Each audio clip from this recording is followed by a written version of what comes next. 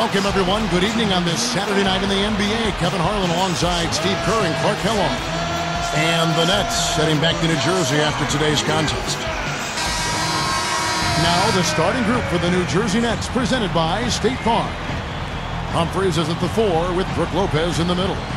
Darren Williams out there with Vujacic. And it's James in at the 3 slot. And for the Rockets, Lowry and Martin manning the backcourt.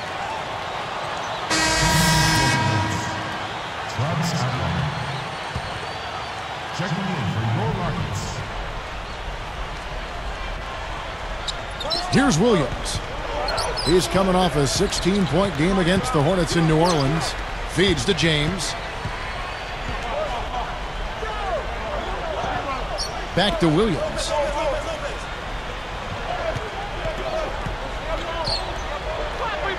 Lowry is tagged with the reach. That's foul number 2 for him. That's 2 early fouls. I mean, we'll see how much leeway he gets the rest of the quarter from the coach. I don't think he necessarily has to sit with 2, but he's got to be careful. Luis Scola, he's checked in for Kyle Lowry. James kicks to Williams. The 3, and that one's good. Williams has got himself going with the triple, his first basket of the game. You know, you look at Avery's last stop in coaching with the Dallas Mavericks, and he found success immediately. I mean, pronto. Did he set the bar too high with his early success? That's a fair question, I think. All right, let's go over to the sideline with Doris Burke. Yes, Kevin, I had a chance to catch up with Kevin McHale. I asked him what the key difference is between these teams, and he said there really isn't much of a difference.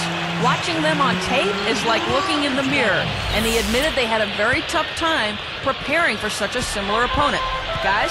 Wonderful stuff, Doris. Thanks. I think we could have a tight one, Clark, on our hands today by the sounds of it. Kevin, I agree. We should have a tight one. I mean, these are 2 evenly matched teams. Brian, a lot of times when you have a matchup like this, guys, it comes down to strategy. So both these coaches and their respective game plans did come into play here today. Going back to Avery Johnson, Coach of the Year in 2006 with the Mavs, Steve. He proved himself certainly down in Texas. They really established a different culture with Dallas, made them a more defensive-minded team after they had been a run-and-gun squad under Don Nelson. So I have a lot of respect for Johnson and the job he did in Dallas, and I think he's going to do a nice job here in New Jersey as well. The great, it's called for the reach. That's his first foul. That's his first personal foul. Second team.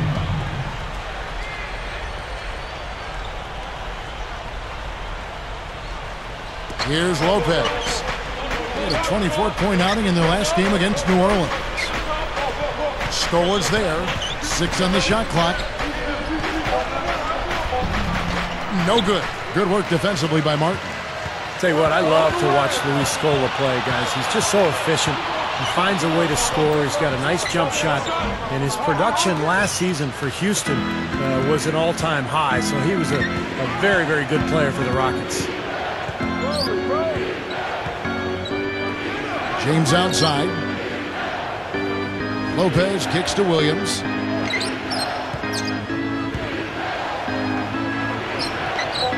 That's good. Williams has got 5 now. Talking about Scola again, Clark. Houston needed that jump in production with Yao Ming out again. And I tell you what, if he wasn't a big name before, Scola should be becoming one now. I think around the league, people really respect how good he is. He's strong, he's tough, he can shoot the mid-range jumper, he can finish around the goal.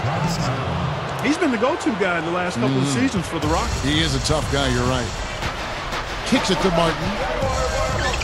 He's picked up by James.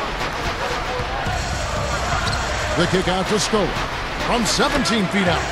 Gets it to go. Yeah, he's so good from that mid-range area. Outside Williams. Here is Outlaw. 11 points for him in that last game against the Hornets in New Orleans. Here's the great. They trail by 1. He's guarded by Williams. 3-pointer. Williams can't get it to go. They are setting the tone here early with their work on the boards. Yeah, only a moderate advantage here, a slight one, but as the game wears on, it's one they'll definitely look to build on. Williams passes to Outlaw.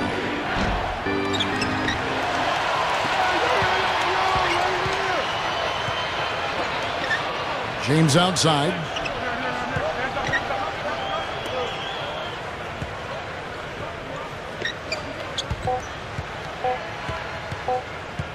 Here's Williams. Got it off in time, but it's no good.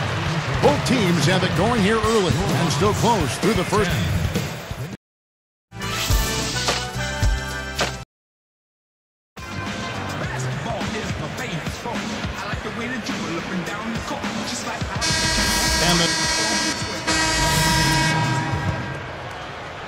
Here is Williams. He's got 5. Well, the Nets under new ownership last year, they were determined to make a splash. They threw some money at some free agents that maybe didn't pan out as well as they had hoped. Guys like Travis Outlaw, Johan Petro, Jordan Farmar. But the big move was trading for Darren Williams at the deadline. He's got a chance to be their anchor for the future. Setting the floor for the Nets. Van Uzo out there with Darren Williams. Then there's Travis Outlaw. Then there's Anthony Morrow. And it's Lopez in its center. Backing down is Martin. Here's Williams. Hits it from three-point range. Williams has got his first 3 points of the game. And Steve, of course, Darren Williams, a top-flight point guard, acquired from the Utah Jazz middle of last year. Now their best player, and I would think definitely gives them much more of a competitive spirit team-wise. Yeah, I agree with you there. He's a terrific leader in addition to being an outstanding player, and he's got a motor and a competitive spirit that will be contagious, I think. He's not going to be satisfied not being part of the playoffs, and the Nets will need to show improvement quickly if they plan to retain him in free agency. Nets trail by 5. Morrow dishes to Uzo. It's tipped. I really don't like what I'm seeing their last couple of possessions, Kevin. That's 2 turnovers in a row, careless turnovers at that. Now they're getting a little casual with the ball. They've got to nip that in the bud right now. And it's rejected. You know, as tight as this game is, you have to like their chances the way they've been rebounding. They have a pretty good margin in that department, so they've got to continue to hit the boards hard, and it'll pay off for them in the end. Lopez, they're working it around. Just 5 on the clock. There's the 3, and it's Anthony Morrow with the 3. 5 points in the game. He can be dangerous from out there. As a matter of fact, he can be lethal. His first from the arc after having none in the first quarter. Keep an eye on him. Hill inside. Controls the rebound and puts it back up and in. And the Rockets lead by 4. Boy, you love the concentration, tracking that one down and then just redirecting it right back into the hoop. Well, he put himself in the perfect spot for it. You're right, Kevin. It's all about anticipating the play before it happens. That's exactly what he did. On offense, here are the Rockets. Defeated by the Hornets in their last game, they'll try to put that one behind them. That one will be a tough game to erase from the memory bank, because one thing to lose a game that you're supposed to win, but to lose like that, that's something else altogether. Yeah, I agree. I mean, on paper, there's no question they're the better team, Steve. I mean, you go right down the lineups, but I don't know how they let something like that happen. It's probably a matter of concentration and focus. Here's Morrow. Another one falls for New Jersey. He's done a nice job, a great job, actually, of finding efficient shots here in the second. Shooting percentage always a function of the kinds of shots you get. And he's on a good roll after struggling a bit in the first. Lets it go from deep. And again, it's the Rockets from deep. Got it off in time. It's more NBA coming your way. Glad you could join us this Saturday night.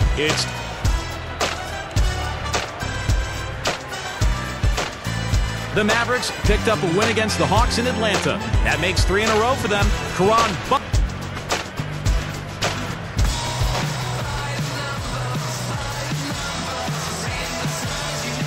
Welcome back, everybody. The start of the second half getting underway. Both teams battling hard through the first half.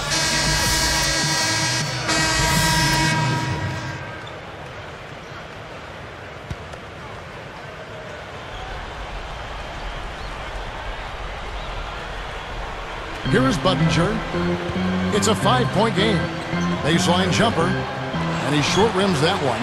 Kevin McHale getting back into the league, guys, after a stint as a broadcaster. I mean, that seems the path to go to coaching. Steve, are you headed to the sideline sometime soon? The Rockets felt he was the right guy for the job, and he very well might be. You kidding me? I work one night a week, and I get summers off. Why would I ever leave this seat?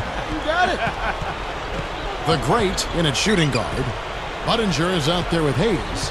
Then there's Lowry, and it's Lee in at the 3 spot. That's the 5 for Houston right now.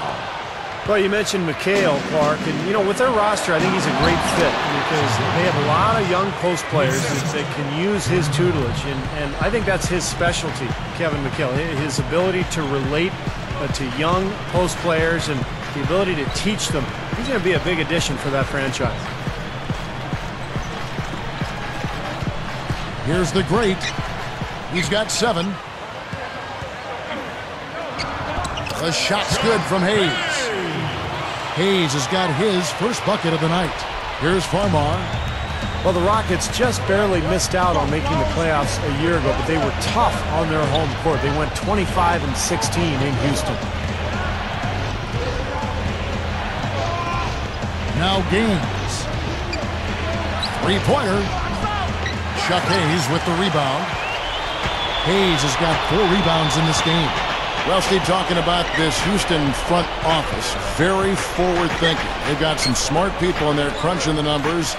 Now, a lot of teams are kind of following that same pursuit. Well, you know, there are no bigger copycats in the world than those in sports. Coaches or presidents or general managers. And that does seem to be the trend around the league. I mean, every team looking for an edge, trying to find the right players, right strategy, and measuring success almost on a play-by-play basis. And the Rockets somewhat at the forefront of that kind of movement. And you know what?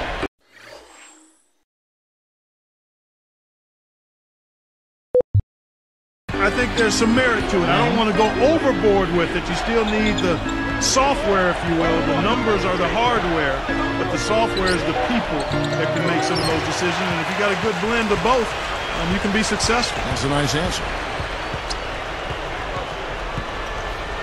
Wright's there. Post shot. Gathers. Nets trailed by 8. Guys, they've been getting it done. They sure have been. I mean, really looking good and sharp offensively. Yeah, knocking down the open shots and really getting a nice flow to their game. Shot clock at 6. From deep. And the rebound goes to the Rockets. Lowry's got 3 rebounds so far in the game. This game against New Jersey, it's their first look at the Nets. This may not be an opponent they're overly familiar with, but it didn't stop them from winning both of the games they played last year. Budinger, no good. Got a piece of it. The finger roll finish at the bucket. He's got 12. As soon as they forced that turnover, they really attacked the rim. I like that. Yeah, I agree with you. I thought that was the highlight of the sequence. Farmar kicks to James. Here's Farmar. 6 to shoot. Over Lowry. And the Nets miss again.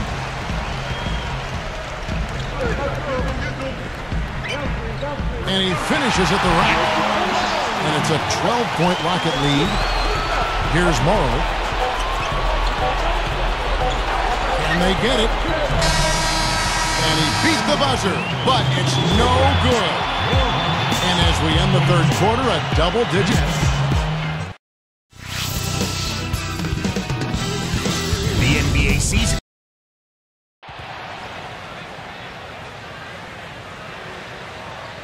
And now our sideline reporter, Doris Burke, has a report for our Sprite Spark of the game. Doris?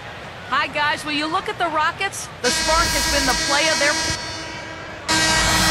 So we see the Rockets get the win here.